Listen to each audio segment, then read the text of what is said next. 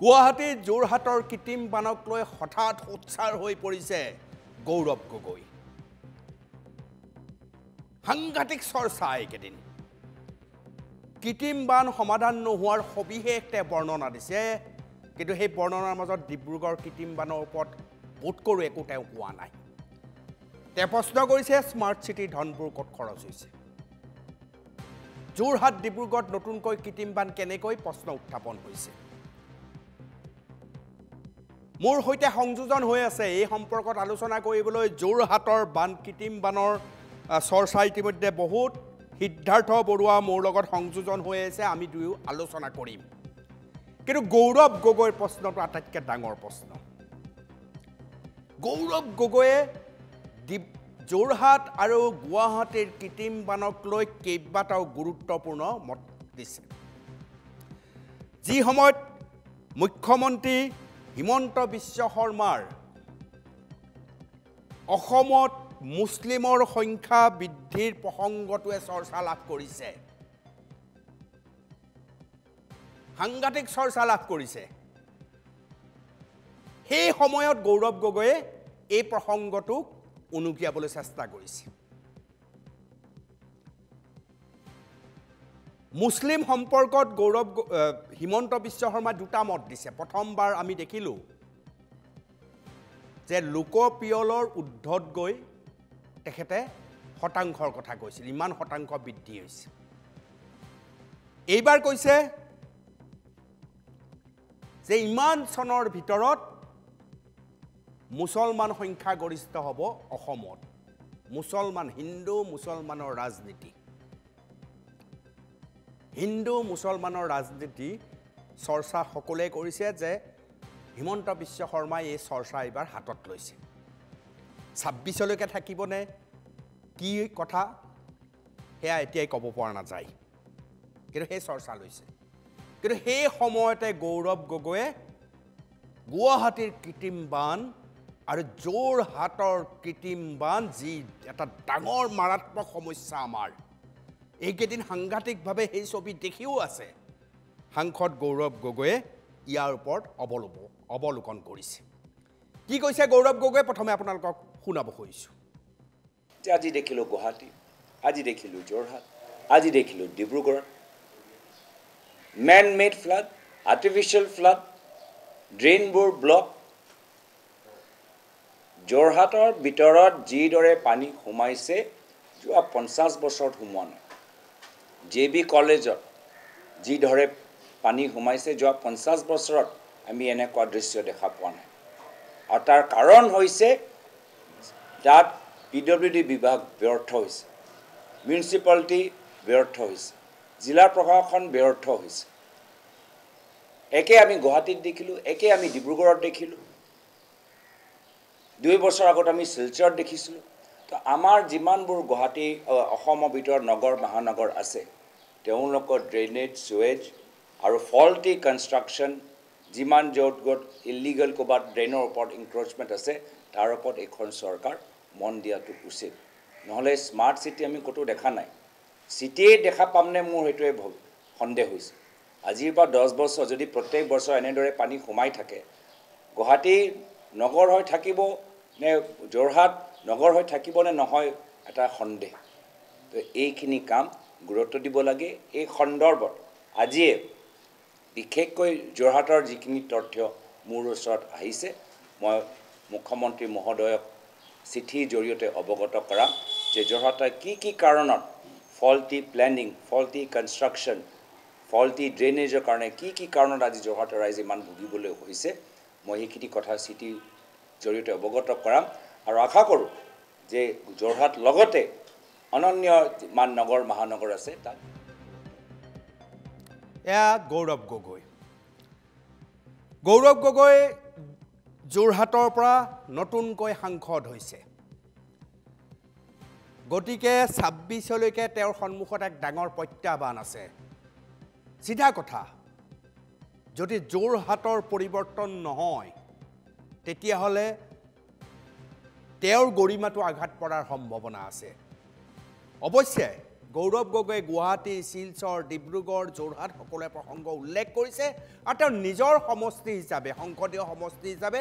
যোৰহাটৰ বিশ্লেষণ অলপ বহলাই দিছে সিদ্ধাৰ্থ বৰুৱা মোৰ লগত উপস্থিত আছে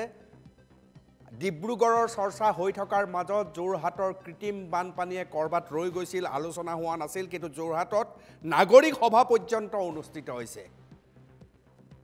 সিদ্ধাৰ্থ বৰুৱা আপুনি জানে সৌ সিদিনালৈকে কৃত্ৰিম বান মানে আমি গুৱাহাটীক জানিছিলোঁ কেৱল গুৱাহাটী যে ৰাজধানী গুৱাহাটীতে কৃত্ৰিম বান হয় এতিয়া প্ৰসাৰিত হৈছে এই ধাৰণা এতিয়া যোৰহাটলৈ গৈছে এতিয়া ডিব্ৰুগড়লৈ গৈছে কাইলৈ পৰহিলে লখিমপুৰ আৰু কৰবাত আমাৰ চহৰবিলাকত প্ৰৱেশ কৰিব নলবাৰীতো আৰম্ভই হৈছে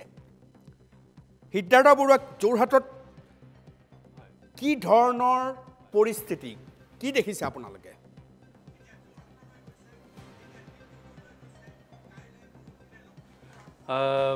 অনুপম চক্ৰৱৰ্তী ডাঙৰীয়া ইমান ধুনীয়া এটা বিষয় আচলতে বাছি লোৱাৰ বাবে মই আপোনাক ধন্যবাদ জনাইছোঁ কাৰণ আজিকালি স্পাইচ থকা যিবিলাক মছলাযুক্ত নিউজ এইবিলাকৰ ওপৰত বেছিকৈ গুৰুত্ব দিয়া যায় কিন্তু আপুনি এটা ইমান সুন্দৰ এটা মানে জ্বলন্ত সমস্যা যিটো সমস্যাৰ কাৰণে জীয়াটো ভুগিবলগীয়া হৈছে বিভিন্ন সমাজৰ বিভিন্ন বৰ্গৰ মানুহ সেই বিষয়টো বাছি লোৱাৰ বাবে প্ৰথমতে আপোনাক ধন্যবাদ জনাইছোঁ প্ৰথম কথাটো হ'ল যে আচলতে ৱাটাৰ লগিং আৰু বানপানী যিটো নদীৰ পৰা হোৱা বানপানী আৰু যিটো কৃত্ৰিমভাৱে হোৱা বানপানী এই দুটাৰ মাজত পাৰ্থক্য আছে এতিয়া আমাৰ যোৰহাটৰ আমি বহু দিন ধৰি পেলাই এই যোৰহাট কোৰ্টখন ডুবি যোৱা মানে তাৰ যিখন পথাৰ এখন ডুবি যোৱা দেখা নাছিলোঁ জেবি কলেজ ডুবি যোৱা দেখা নাছিলোঁ বৰুৱা চাৰিআলিৰ সেই ৰাস্তাটো আমি ডুবি যোৱা দেখা নাছিলোঁ কিন্তু এইবাৰ আমি দেখা পালোঁ যে গোটেই ৰাস্তাবোৰ বুৰি গৈছে আৰু যথেষ্ট সময় এই ৱাটাৰ লগিংটো শেষ হ'বৰ কাৰণে যথেষ্ট সময়ৰ প্ৰয়োজন হৈছে ইয়াৰ কাৰণে আমি কেইটামান কথা মন কৰিব লাগিব চক্ৰৱৰ্তী ডাঙৰীয়া কথাটো হৈছে যে যিটো এতিয়া আমাৰ ফ'ৰলেন বনাই আছে এই ফ'ৰলেনটো বনাওঁতে বহুত এটা দীঘলীয়া লেহেমীয়া গতিত বনাই থকা হৈছে আৰু তাৰ যিবিলাক ড্ৰেইনেজ ছিষ্টেম আচলতে যোৰহাটখনৰ পানীবিলাক যেনেকৈ গৈ পেলাই তৰাজানত পৰে বা টুকুলাইত পৰে এনেকুৱা ধৰণৰ নদীবিলাকত জাবৰ জোঁথৰ আমাৰ মানুহবিলাকে পেলাই সেইবিলাকৰ পৃষ্ঠবিলাকো বাম কৰি পেলোৱা হৈছে আৰু লোকেল যিবিলাক ধৰক বডিজ আছে যেনেকুৱা মিউনিচিপালিটি বডি আছে বা বেলেগ ধৰণৰ ডেভেলপমেণ্ট অথৰিটি আছে এইবিলাকে আচলতে যিবিলাক আপোনাৰ জনসাধাৰণক জাগ্ৰত কৰিবৰ কাৰণে যিবিলাক প্ৰগ্ৰেম কৰিব লাগে এই প্ৰগ্ৰেমবিলাক তেওঁলোকে কৰা দেখা পোৱা নাযায় এতিয়া আমাৰ যোৰহাট নগৰৰ যিটো আপুনি যদি মোক স্পেচিফিকেলি কৃত্ৰিম বানপানীৰ কথা সুধিছে তেতিয়াহ'লে আমি দুটা কথা ক'ব লাগিব যে এই যে NSIDCL ৰাস্তাটো বনাই আছে তেওঁলোকে ড্ৰেইনেজবিলাক আজি বাইপাছত যোৰহাট বাইপাছৰ ওচৰত ড্ৰেইনেজটো তেওঁলোকে বন্ধ কৰি দিলে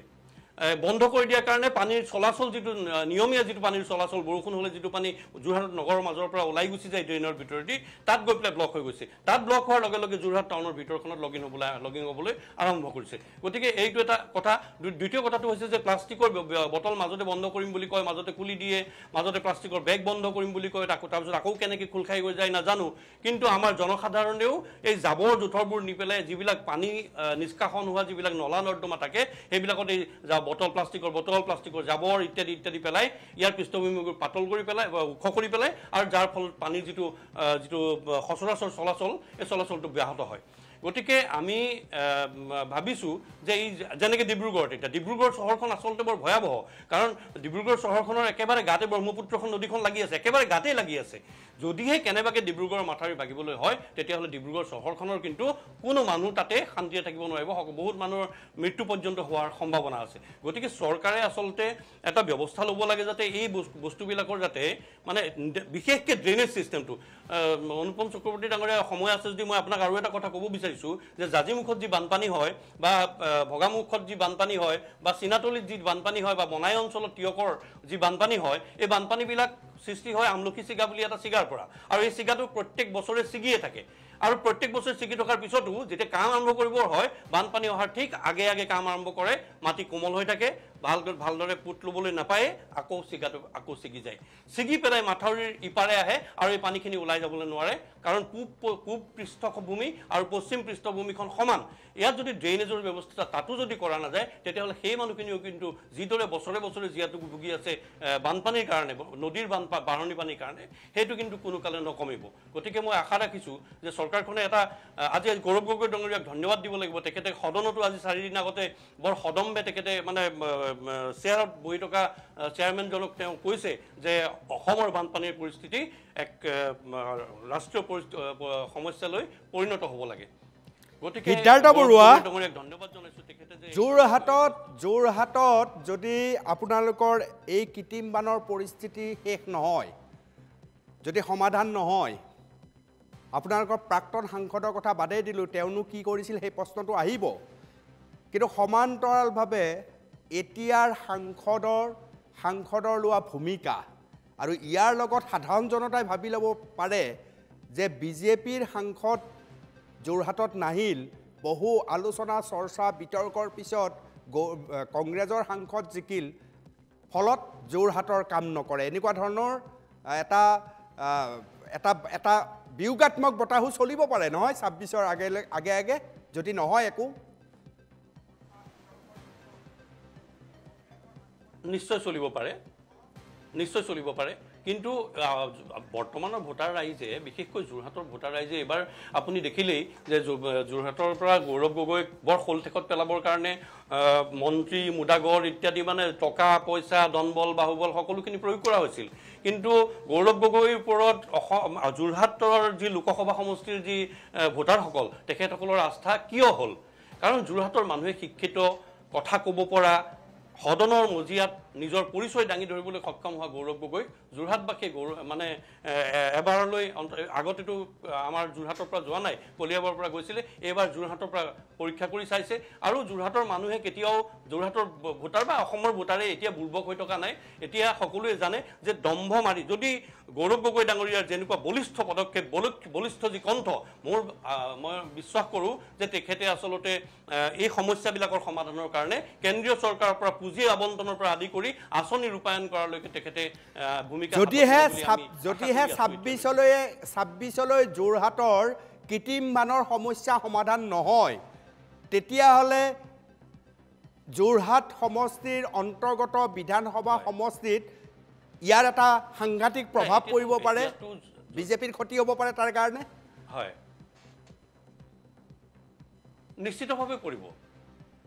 নিশ্চিতভাৱে পৰিব কাৰণ আৰু আমি যোৱা বছৰৰ জুলাই মাহত আমি যোৰাবাটত দেখিছিলোঁ গাড়ী উঠি গৈছে উঠি ভাঙি গোটেই একেবাৰে বিৰাট সাংঘাতিক হৈছে যিটো অৱস্থা যোৰহাটত কোনো কালে হোৱা নাছিল কিন্তু এইবাৰ যোৰহাটত গাড়ীৰ আধালৈকে পানী হৈছে কোনো অঞ্চলত গতিকে এতিয়াতো যোৰহাটত বিধানসভাৰ যিজন বিধায়ক তেখেতটো শাসকীয় পক্ষৰ বিধায়ক গতিকে তেখেত থকাৰ অৱস্থাত বা মিউনিচিপেলিটি বোৰ্ড যিখন আছে যোৰহাট নগৰৰ যিখন মিউনিচিপেলিটি বোৰ্ড আছে চেয়াৰমেন আছে তেওঁলোকতো বিজেপি দলৰ প্ৰাৰ্থী তেওঁলোক বিজেপি দলৰ নেতাকৰ্মী গতিকে তেওঁলোক থকা অৱস্থাত আজি গৌৰৱ গগৈ কালিহে যোৰহাট সমষ্টিৰ পৰা কেইদিন হৈছে আজি এমাহো হোৱা নাই তেওঁ সাংসদ হৈ যোৱা গতিকে বিধায়ক আছে লোকেল বডিবিলাক আছে বিজেপিৰ গোটেই লোকেল বডিবিলাকে আৰু বিধায়কে মিলি যিটো কাম কৰিব পৰা নাই আমি ভাবিছোঁ যে সেই কামটো যদি কৰিব নোৱাৰে তেতিয়াহ'লে তেখেতসকলে ইতিমধ্যে এতিয়াই ৰিজাইন দি দিব লাগে আৰু ২৬লৈকে আশা কৰি থাকি বাদেই মানে লাভেই নাই তেওঁলোকে এতিয়াই ৰিজাইন দি দিব লাগে আৰু তেওঁলোকে যোগ্য যিসকলৰ প্লেনিং আছে যাৰ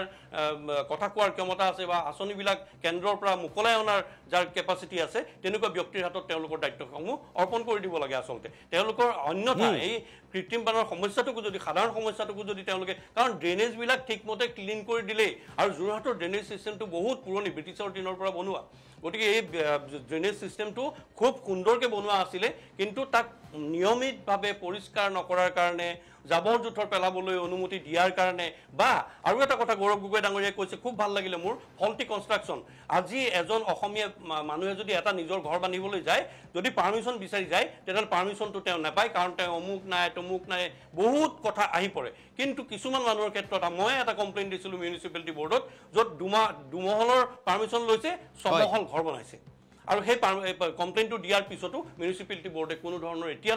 এতিয়ালৈকে কোনো ধৰণৰ ব্যৱস্থা লোৱা নাই গতিকে এই ফল্টি কনষ্ট্ৰাকশ্যনবিলাকে ডেফিনেটলি এই ৱাটাৰ বডি কণ্টেণ্টবিলাক বা ৱাটাৰ যিবিলাক যোৱাৰ পানী ওলাই যোৱাৰ যিবিলাক নলা নৰ্দমা আছে এইবিলাকত বাধা দিছে গতিকে ডেফিনেটলি